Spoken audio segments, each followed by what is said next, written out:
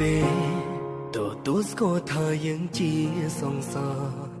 គឺជាសង្សារដែលស្រឡាញ់គ្នាបានមុំមិនបានធ្លាប់ធ្វើដៃគ្នាសន្យាអត់នាងណាមួយមិនបានតែពេលនេះគេអាចអត់ខ្ញុំក៏បានធ្លាប់តែដើរកាន់ដៃគ្នាព្រាមិនដែលឃ្លាតឆ្ងាយពីគ្នាពេលនេះទៅណាបានហើយបាត់ទាំងមនុស្សដែលធ្លាប់ស្រឡាញ់បានត្រឹមតែអួយដើមកោ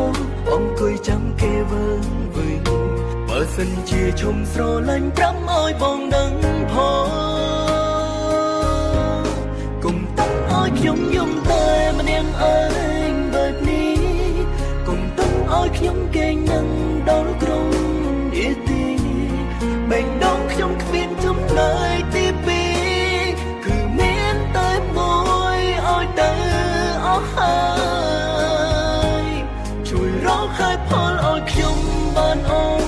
ចិនផងកុំស្រាយចំណងឲ្យខ្ញុំឃ្លាទាំងនៅស្រលាញ់បើសិនរឿងនេះធ្លាក់លើអ្នកវិញតើខត់ទឹកភ្នែកកុំឲ្យហូរបានទេទឹកភ្នែកហូររកហើយផង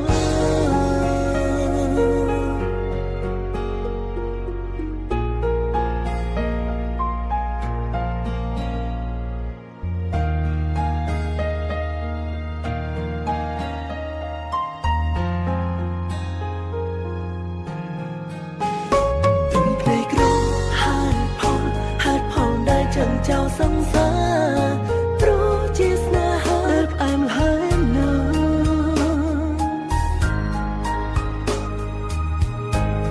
ធ្លាប់តែដើរកាន់ដៃព្រាមិនដែលឃ្លាតឆ្ងាយពីគ្នា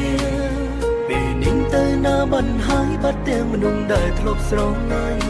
បានត្រឹមតែអួយដើមកោអង្គុយចាំគេវើវិញ